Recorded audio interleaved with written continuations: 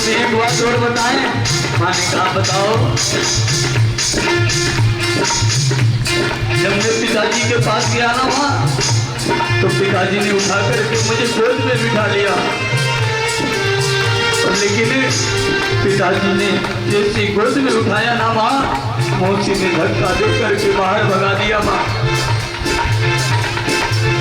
जैसे पिता ने गोद ले लीना, मौसी ने धक्का दीना। पिता ने गोद ले लीना, अरे मौसी ने धक्का दीना। पिता ने गोद ले लीना, मौसी ने धक्का दीना। पिता ने गोद ले लीना, अरे मौसी ने धक्का दीना। मैं पार पितयोरी भगाए, या मैं मौसी ने मारो। हरि बोले कहे दुर्ग महाराज, मैया मैं मौसी ने मारो। मैं मौसी ने मारो, मेरी माँ मैं मौसी ने मारो। अरे मैं मौसी ने मारो, मैया मैं मौसी ने मारो। रोए रोए हाथ कहे ध्रुव महाराज, मैया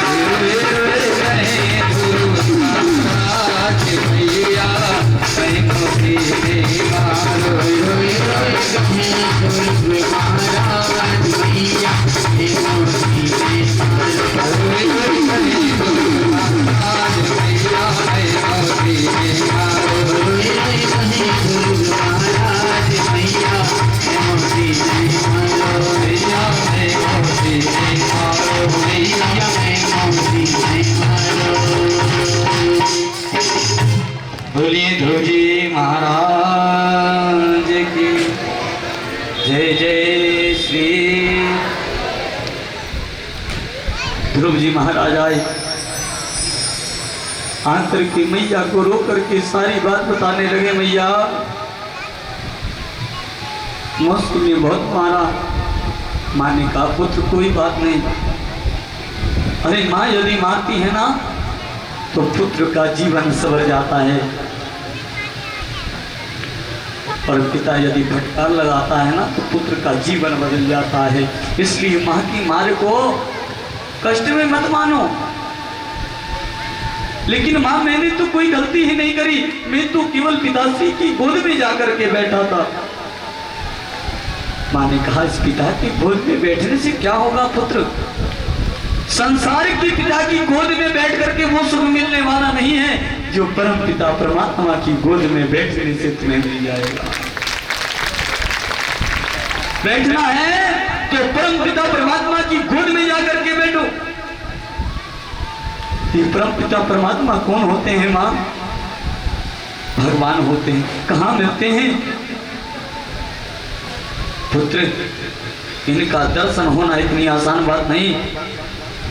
इनके लिए वन में जाकर के अपने आप को बड़े कष्ट रूप से तपाना पड़ता है, भगवान की आराधना करनी पड़ती है, इनकी तपस्या करनी पड़ती है, तब जाकर के भगवान प्रकट होकर के आते हैं।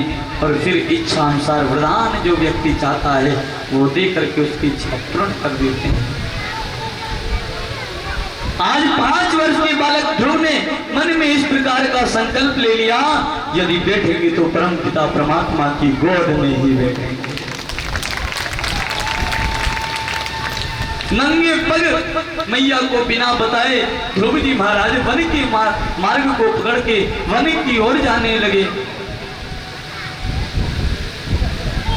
चलते चलते आगे के मार्ग में श्री नारद जी महाराज का दर्शन हो गया, और जिसको नारद का दर्शन हो जाए उसको भगवान का दर्शन होने से फिर संसार में कोई नहीं रोक सकता। प्यारे क्यों? नारद दर्शना तदेव च देव दर्शना। जिसको नारद का दर्शन हो जाए उसको भगवान का दर्शन होने से कोई नहीं रोक सकता। नारद जी ने कहा बालक तुम्हारा नाम क्या है? तो तरी बोली न मधुर सुहावे, तो तरी भाषा में बोलने लगे मेरा नाम ध्रुव है, माता का नाम सुनीति है। पिता का नाम तानपाद है। कहाँ जा रहे हो? परम पिता परमात्मा की गोद में बैठने की इच्छा है, इसलिए तप करने जा रहे हैं। कैसे करोगे भगवान का तप? क्या तुमने गुरु बनाए हैं? नहीं। तो सुनो ध्रुव, जब तक जीवन में गुरु नहीं होंगे ना, जब तक आपके जीवन में गुरु नहीं होंगे, तब तक भगवान की प्राप्ति होने वाली नहीं है। भगवान एक वो सहारा है, एक वो मकान है, एक वो कमरा है जिसके अंदर प्रवेश करने के लिए गुरु रूपी दरवाजा बहुत ज्यादा जरूरी है। ध्रुव जी ने आज अपनी छोटी तोतरी भाषा में ही बांध दिया।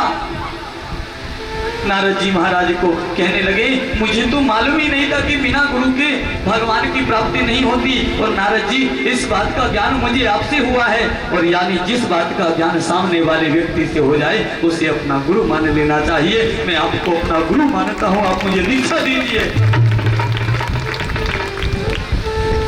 आज पंकज भैया एक बात कह रहे थे कि गुरुजी, पिछली बार जब आपने कथा करी थी ना, हमने गुरु तो नहीं बनाए जीवन में, लेकिन जब आप पिछली बार कथा करने के लिए आए थे, पिछली बार ही हमने आपको अपना गुरु मान लिया था। और इस बार गुरुजी हमें दीक्षित करके, दीक्षा दे करके जाना। तो ये हलवाई भैया और ये पंकज भोजवाल जी, दोनों जने 15 तारीख को यही पूजन के बाद में अपने दीक्षा कार्यक्रम लेंगे, दीक्षा लेंगे महाराज, गुरु बनाएंगे। क्यों? गुरु कब बना लेना चाहिए? जब जागो तभी सवेरा। जीवन में जब ज्ञान हो जाए, जब निंद्रा खुल जाए, जब जाग जाओ, जब लग जाए कि नहीं हाँ अब ज्ञान की प्राप्ति हो गई है, अब भगवान की शरण दूर नहीं है, उसी समय गुरु बना लेना चाहिए। चाहे वो गुरु 5 वर्ष का हो, चाहे 50 वर्ष का। नारद जी ने ध्रुव जी महाराज को अपना शिष्य बनाया है और एक मंत्र दिया, सुनो पुत्र, मैं तुम्हें एक मंत्र देता हूं, इस मंत्र का जाप करना, इस मंत्र के जाप करने से ही भगवान की प्राप्ति होगी। क्या मंत्र दिया है? ओम नमो भगवते वासुदेवाय।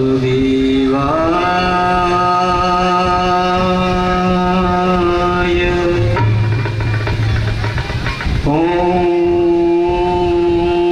नमो भगवते वासुदेवाय।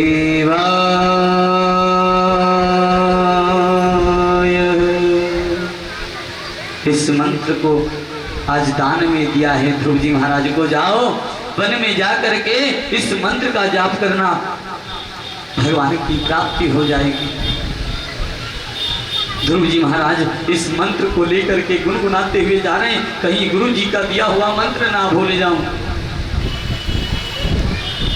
गुनगुनाते हुए जब वन की ओर जाने लगे, मैया लक्ष्मी नारायण से कहने लगी, स्वामी ये छोटा सा बालक वन में जा रहा है और बड़े बड़े विशाल जानवर इस जंगल में रहते हैं, कहीं ऐसा ना हो ये जंगली जानवर इसको खा जाए। भगवान ने कहा, देवी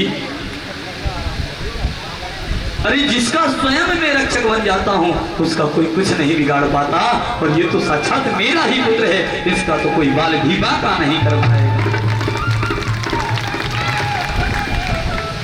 की जातो राखे